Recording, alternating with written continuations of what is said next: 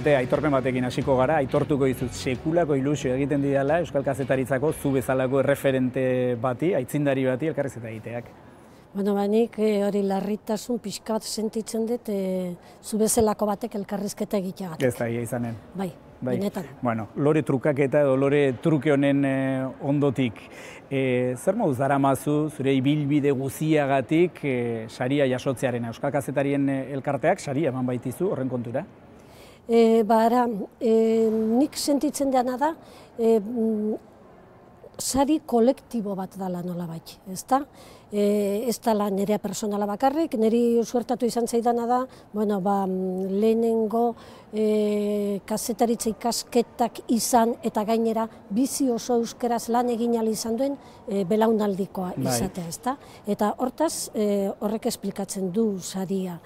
Eta bestetik sentitzen dut alako zea bat ere, nola esan, mendeku txiki bat, euskerazko kazetaritzak historikoki jasan izan duen jazarpen eta gutxiespenaren kontra. Alako sarietan diozu? Bai. Alako elkarteen gandik? Alako sarietan eta oroar gizarte osoan eta estamentu askoren aldetik.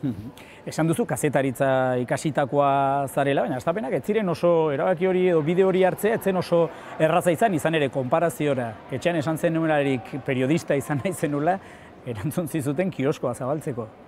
Baina hori txiste izan zen, gureak eren txiste izan zen eta ez oso laguntza osoa izan nuen, nire nahi hori betetzeko. Sorte hori eukizen duten, ezta? Ikasketak egiterik eukizen duten eta garaia egitan bazen zerbait. Hori. Eta...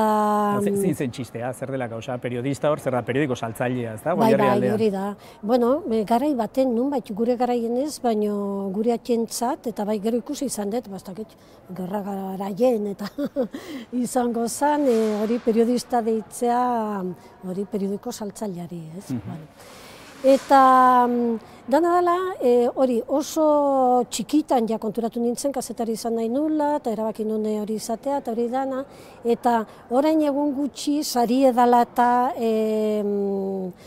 zorionak emateko idatzi zian Nekane San Miguel epaileak, eta testigantza eman zian, esan ez, berak nola gogoan duen, 78an lehitzan egon ginen udaleku batzutan, eta han jarri omen ziguten gai modura, handitan zer izan nahi gendun, ja ordurako 15 urte genituen. Baina hori gai hori jarri, eta berak gogoratzen duela ni nola berehala erabaki nuen, hori nola irudikatu, zera bat impermeable bat jantzi omenun, hartu kuadernoa eta boligrafoa eskutan, eta kazetariari egiten hasi omen nintzen. Baina lehenagotik ere bazenuen bokazio, hor nonbait irakurri du txiki-txikitan, La Voz de España egunkari hartu, eta hortik abiatuta irratsaioa osatzen zenuela? Bai. Dana dela, nunbait ez naiz bakarra, arkitu izan dut beste bakarren bat, baita ere hori, olako jolasa, Martin Tejeria esate baterako urtetan Euskadi Irratien ibili izana. Gero, esan du, bide hori hartzea kazetaritza ikastearena etzela erraza izan, batetik, erdi txantxetan, etxean jasotzen nuen arrapostu horrengatik, baina gero ere, unibertsitatera, Nafarroko Opus Deien unibertsitatera iritsi zinen, elkarrizketa egin zizun, sarrerako elkarrizketa irakasle batek, ari esan zenion, euskarazko kazetaritza jorratu nahi zenuela, eta bere erantzuna bat ere etorkizunik ez zenuela. Bai, hori izan zen, eta, irakasle hon bat zen, Gomez Anton, baina biztan da etzula bat ere asmatu, diagnostikoa itzitzaiola ondatera. Gaitzerri edo eskerrak, ez da? Eta orduan, Iruñean ezagutu zenituen Opus Deiko irakasleak, baina baita ikasle talde klandestinuak ere. Zer giro zenura non sartu zinen? Bueno, orduan han, 71. urte izango zen, zen delakoak zeuden, ez? Hau da, Comités de Estudiantes de Navarra. Alako aide jotero batekin. Jotero? Baina zer ziren. Horren atzean bi lerro politiko nagusi zeuden, atzean edo barruan, badakizu, ORT batetik eta troskoak bestetik. Eta, ni troskoen aldean jauzen nintzen. bakizu zer esaten den garaiaietako ORT-ez, jende gehiago elkartu zuela hauteskundeen aurreko mitinean, Iruñeko zezen plazan, gero hautetxontzietan, baino foto gutxiago lortu baitzituen 10.000 lagun zezen plazan, eta gero ez da izen bat boto, baina oso gutxi lehen hauteskundeetan. Iruñan indarra handia zeukan ORT-ek urte horietan. Eta okerrezpa naiz, orduan zabaldu zen, zure bailaran Ormaiztegi aldean, Goierri aldean, espainolista hutsa edo huts bihurtu zinela? Bai, fama hori jarri zidaten, eta dana ala bitxie da, Goierrin, joera nagusia zen, etaren ingurukoa, ez? Eta hori bitxia da, nola espainolista nintzela esan arren, gero zeuden elkarlan eta uztarketak, ez? Esate baterako gogandet nola esplikatu nien behin taldetxo bati zen, hain zuzen ere, nola zegoen antolatuta eta hori dana, ze ikasle mugimendu bat martxan jartzekotan zebiltzen, eta, hola. Ze ikasle abertzalen astapenak izan zitezkeen? Nik uste, baietz, ia men astapena izango zala hori. Gerora, gogondet gerora ja atera zala ian, ja zeruko argian egoenean, 76tik aurrera, baina bai, haren oinarri edo izan zitekeen. Ni Elisabete Garmendia eta politika aipatuta berehala datorki gogora Joies. Okerez banaiz oso txikitatik ezagutzen zenuen, ezta? Klase beren izan ginen, batxilerra iken, Ordiziko Urdanet Akademin, eta hortaz, ordu hasi izan gure harremana. Eta irakurri dut, zuk diozula, hasieratik ikusi zenula, naiz eta ez zinen ausartu esatera, hor bazeola kutsu matxista bat etaren hilketa horretan. Bai, poliki junitzen idea horrei, zera horrei, susmo horrei forma ematen, ezta? Joies izan zen momentu baten etako buruzagi, eta hori etako buruzagitza sartu zen emakume bakarra, ezta? Gero hori eta utzi zuen, hori dana, eta etak, etzion sekula barkatu, hori, disidentzia eta ustea, eta azkenik, Euskal Herrira etortzea, ezta? Etan, pentsatzen dut, beste etakide batzuk, eta behar bat buruzagi izan dakoek ere, antzeko zerbait egingo zutela, ezta? Oda, denak ez dira etakide izanez hilko ez, eta utziko zuten, eta bizimoda beste modu batera antolatuko zuten, eta hori dana, ez? Nik dakidala, ez dute horrelako egin duen inolako gizonik hil, ez zuten sekula hil. Ez dut esaten, zorionez diot gainera, ez zuten horrelako inorril. Eta Joies berriz bai. Ordon, hasieratik susmori eta gero, pentsa, orain dela gutxi bere egunkari bueltaka, eta arkitu non, ez dakit esaldi zehatza, baina bai idea, nolabait hori esanez, eta berak erakundetik alde egiterakon, eta sentitzen dela abandonatuta, hori emakume batek gizona uzten duenean bezala, horrelako zerbait. Nola da gustazu panorama eta desagertuta gero? Batzutan, harritu itxen ez nola ez gehan gehiago gogoratzen, eta garai gogorrekin, batez ere, naturalidade kargarrekin bizi dago, ezta? Hori, eta bukatu izana. Dana dala, nik ikusten dut, gelditu diela hor gauzak zintzilik, eta gelditu dan zintzili da hon, arazo nagusien, nire ustez, presoena da. Eta, hori konpondu arte, sarek eta esaten duten bidetik, uste dut, benetan, ni behintzat ez naiz lasai eta eroso sentitzen gizarte honetan. Bakizu, Espainiako telebistan modan dagoela galdetzea zenbat diru duzun, nik uste dut, euskaldunagoa dela galdera, ea politikoki non kokatzen duzun, etaren ondoko garai honetan, ezta? Non kokatzen duzun zeure burua? Politikoki, etaren ondoko panorama honetan, zeure burua politikoki non kokatzen duzu? erantzuterik duzu edo ez, esan dut alakoetan.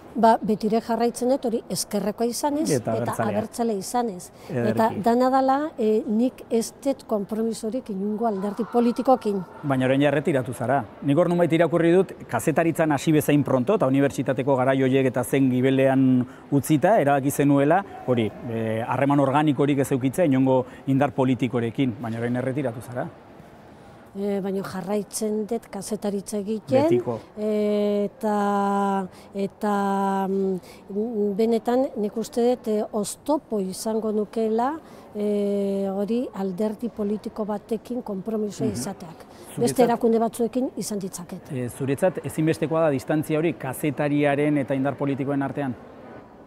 Niretzat bai. Zuretzat pertsonalki bai, baina oro har? Eta oro har, nik ez dut arau modura jarriko, zu kazetaritzan zabiltzan beti artean ezintzera inungo alderdi politikorekin konprometitu, ez dut arau bezala jarriko, baina bai gomendio modura. Izan ere, bistakoa da, gero eta gehiago dira barrikadaren bestaldean diharduten kazetariak, ezta? Alderdi politikoetako prentsa zerbitzuetan, erakundeetako gabineteetan, zer iruditzen fenomen hori? Hori, gabineten puztutzea ikaragarria da. Eta bain gainea, spin-offak, ezta? Ja izen inglesa jarri zaie, eta ja oso gauza dotorea da, ezta? Nik, bereizketa hau egiten dut. Gabineteak, komunikazio gabineteak deitzen die normalean, eta onartzen diet, hor profesio bat daola, eta eginkizun batzuk, eta askok oso ondo lan egingo dute, eta bai. Baina bereiz egiten dut hori, komunikazioaren arlo hori gabinetetakoa, eta kazetaritza bereiz egiten ditute. Eta hortaz, gabinetetako komunikazioa propagandarekin lotzen dut, eta kazetaritza berriz informazioarekin lotzen dut. Dena dela, pertsonalki esaten zenuen, banandu nahi zenuela kazetaritza jarduera profesionala eta politika edo behintzat indar politikoekiko harreman hori, baina argian hasi zinelarik, askok eta askok esaten zuten, borroka hutsa zinela. Nik uste erretratu desenfokatu xamarra dela hori. Ez dut nire burue zera hortan ikusten, definizio hortan ikusten. Elkarrizketa batean zure hitzetan ikusi dut. Elkarrizketa batean aizparekin berrian egin zizuten elkarrizketan. Borroka bazinela esaten zutela eta EAJ-ko zenbait alderdikidek bertan bera utzi zutela arpidetza, zeruko argiarena. Ja hori, testu inguru hortan ja beste gauza bada. Bai, barka. Hori da, egia da, zeruko argian, zeruko argia zer izan zen, 70ko hamarkada hortan, ni 76 sartu nintzen erredakzioan, eta 80 arte ibili nintzen bertan, Euskal Herri dana zeon borbor, ezta, Franco Hilberri eta hori dana. Eta orduan, zeruko argia bihurtu zen, garaiko borroka guztin bozgorailu. Zeratik hasi, kartzeletako frontetik hasi izan dezagun, amnistiaren eskaeratik hasi, eta segi sindikatuekin, segi hasi berri esan mugimendu ekologistarekin, feminismoarekin, hori dana. Zeruko argiak egintzun, gazte ginen, hor gelditu ginenak, eta hori dana... Salto bat modernitatera, ez da? Hori ere bai. Modernizatu... Ordura arte, nik esanen nuke, kaputxinoen zeruko argiak bazuela, nola esan, osain zaharmindu bat, eta zuek hori oxigenatu egin zenuten. Bai, etzan hori bakarrik, bazuen nire gustorako ere, niri garai hartan anaitasuna gehiago gustatzen zitzaidan, ze modernoagoa zen. Zeruko argia zen, denetarik zukan eta zerata. Etzan bakarri zaharmindua, baina hortik ere bai bazukan. Eta gurea berriz bihurtu zen, hori esan dean hori, ezta, borroka guztine bozgorailu. Eta gero, forma aldetik ere, orain, ale zaharra begiratzen hasi eta konturatzen naiz, zer nolako balioa zeuken grafismo aldetik, esate baterako. Hor, grafista piloa gendun, ingurun, Olariagaren gandik hasi eta beste asko, ezta. Urte bete oso baten, 1978an, azalak, aldizkariaren azalak egin zizkigun Bixente Amestui pintoreak.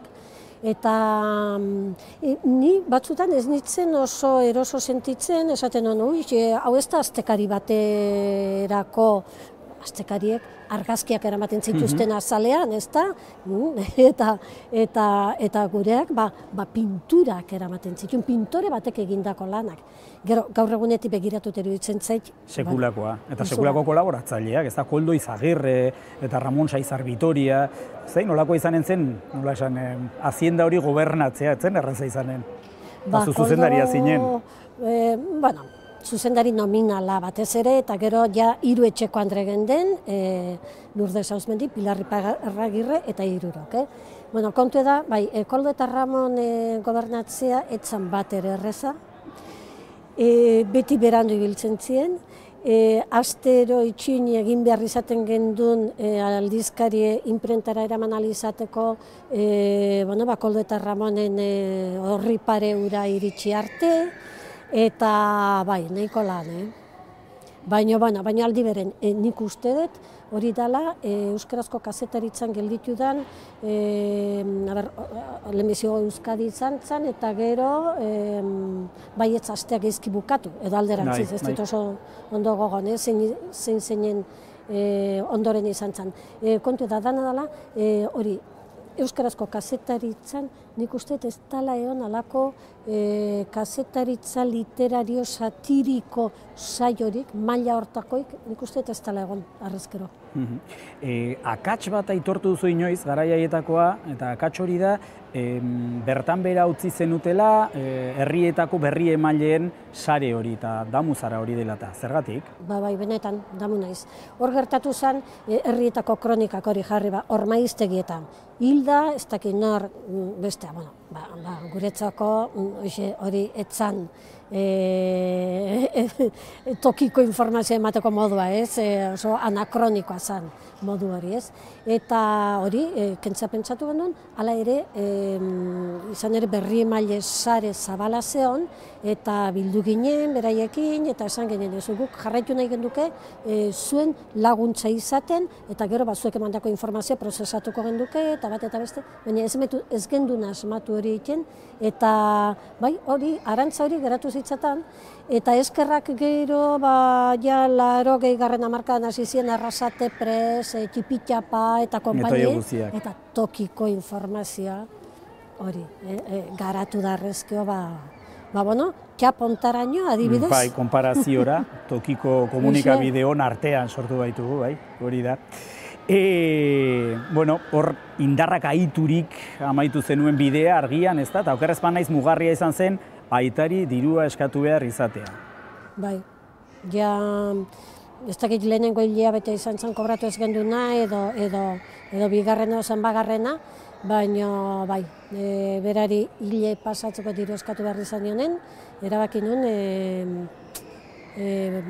nik ezin nula hor jarraitu, niretzat ikaragarri garrantzitsua ez, niretzako ezinbestekoa zen autonomia ekonomikoa. Independentzia ekonomikoa. Edu Lartzagurenek berriako kazetariak dio, Euskal Kazetaritzako kazetari konprometitu bakoitzaren alboan, badago soldata normala duen bikotekide eskuzabal bat. Oraindik ere bai. Oraindik ere bai, jakina. Salbuespen batekin EITB-ko kazetariak, ez da?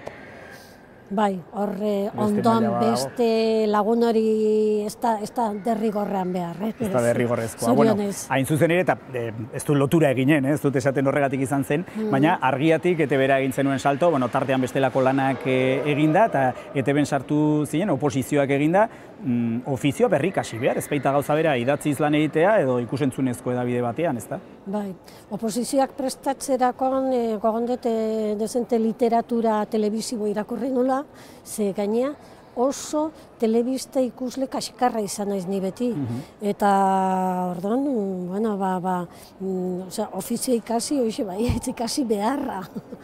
Gero ja behin sartutakon editatzen, albistegitakoek geurok editatzen genduen, ja, orduan, zorionez, eta hori editatzea ikastea kostatu zitzaidan ikaragarri denbora. Gaztek ikasten zuten bere ala, baina nire, 30 urtetik gora nengon eta kostatu zitzaidan.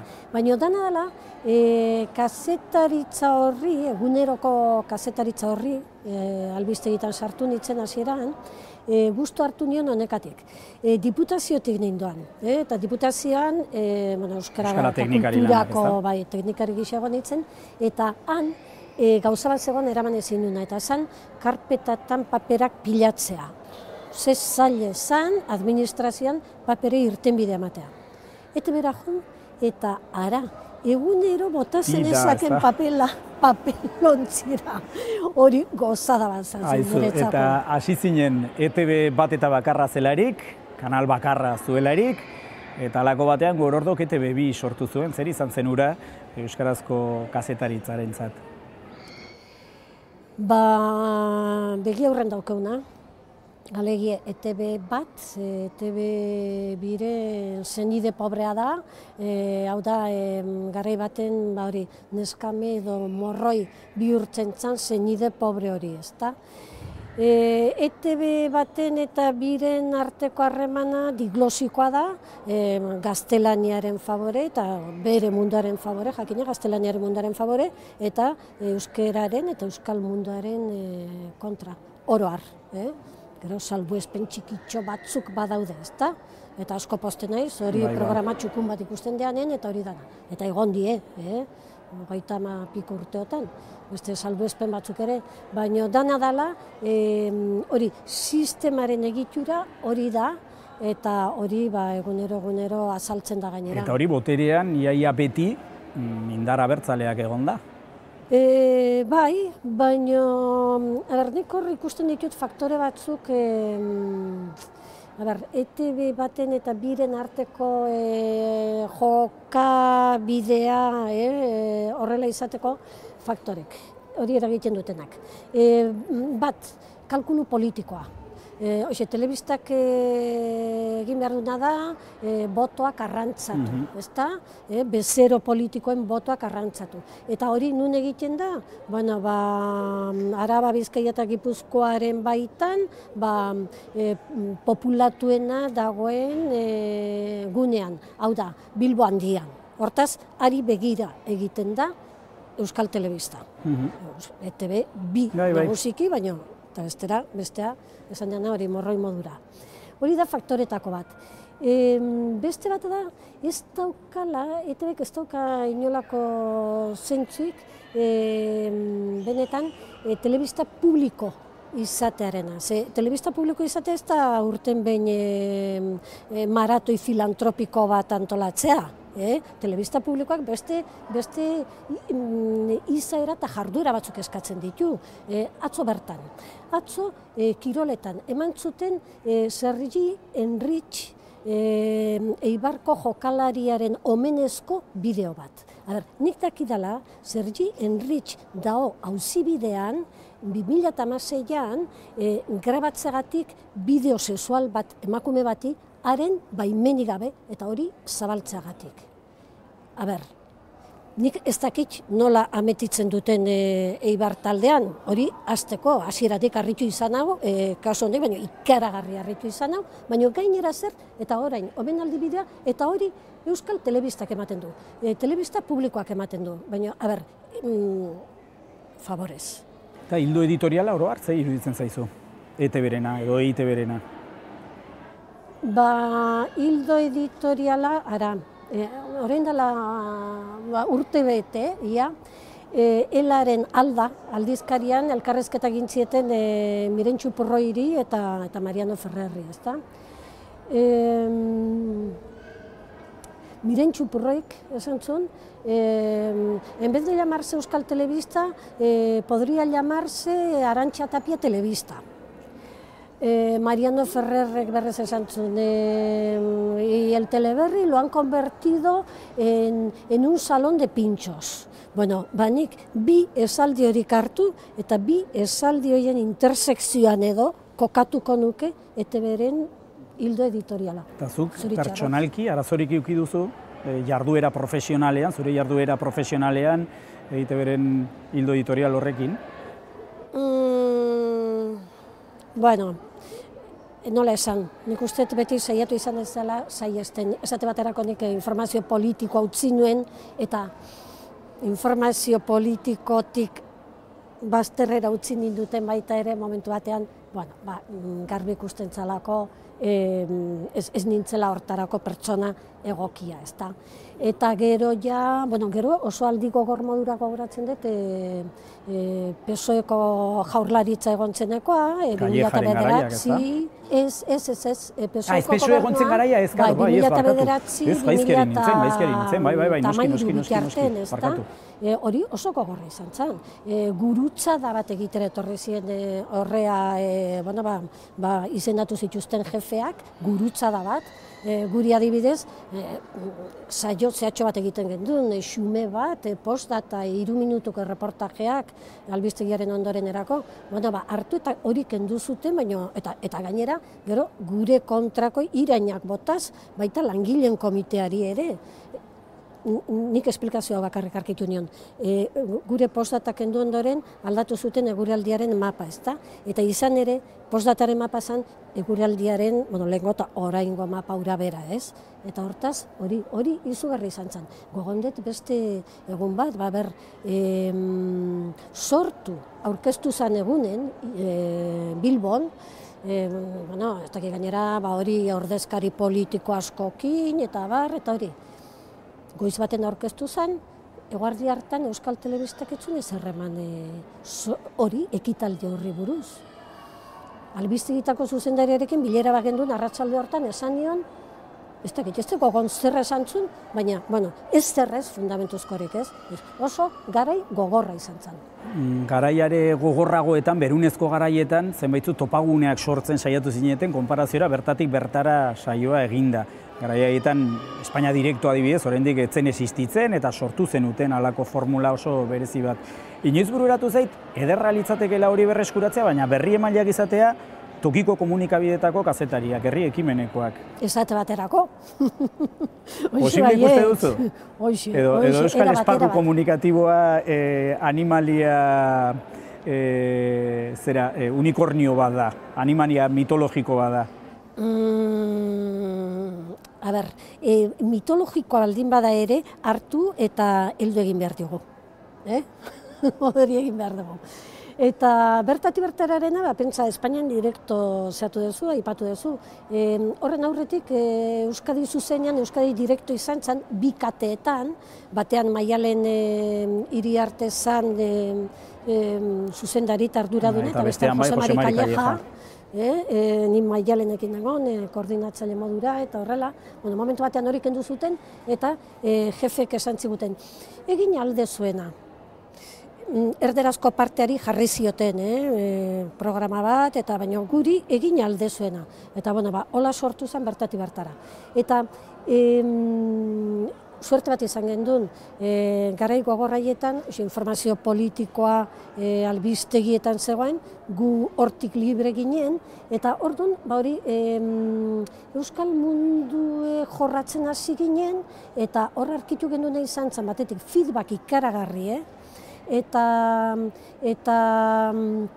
horrekin batera, hori, ikusi izan, posible zala, ez dakit, nik esaten duen, gure programa de pájaros y flores.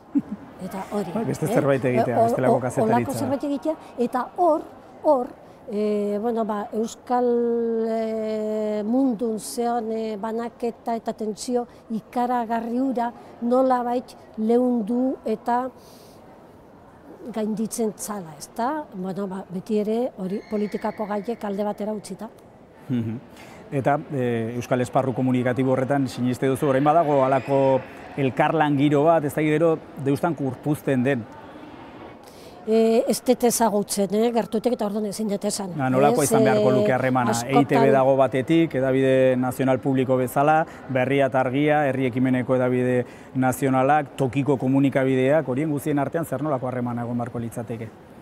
Nik uste osagarri, eta gaina, nik ikusten dut bakoitze bere toki hartzen dula, ezta?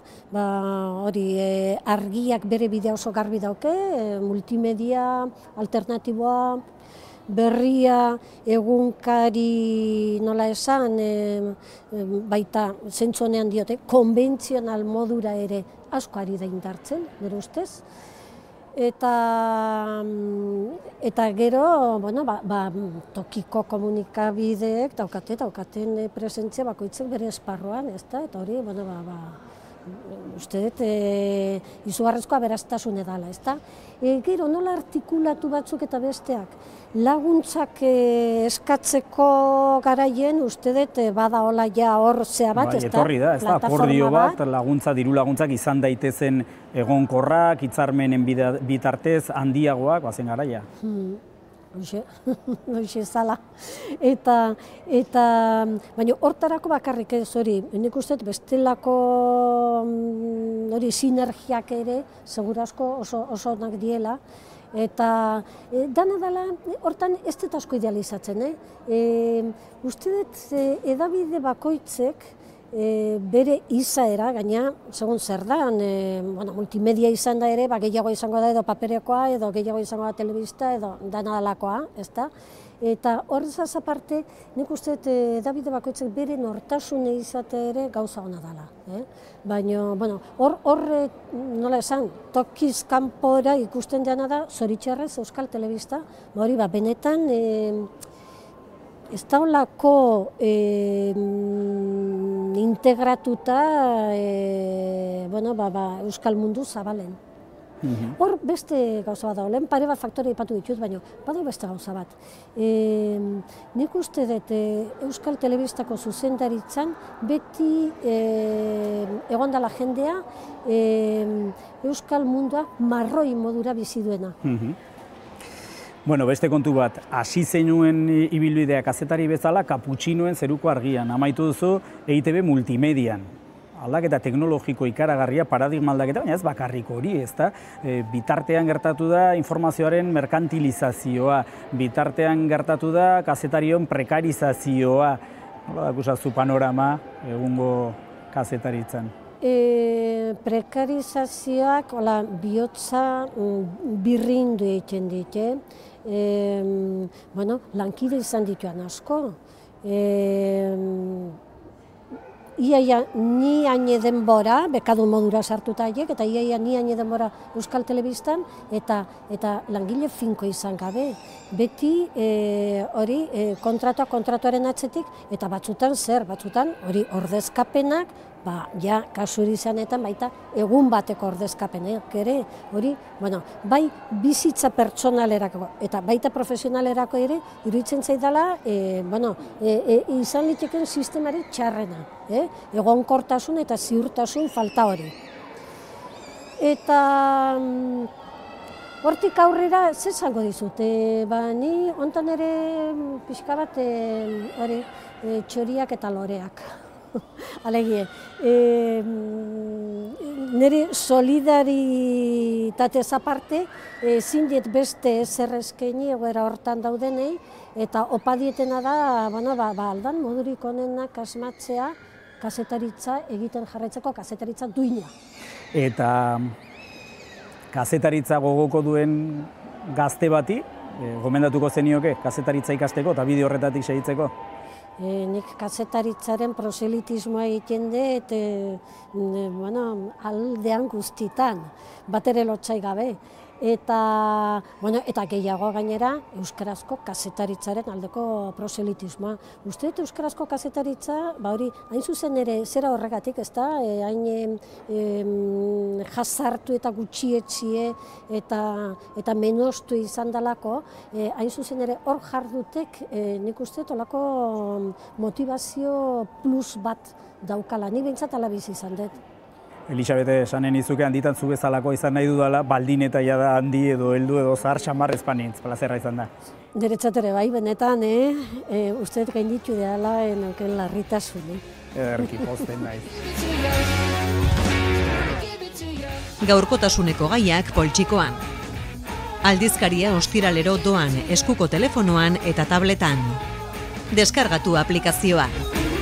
Egin txap, irakurri, ukitu, ikusi, entzun.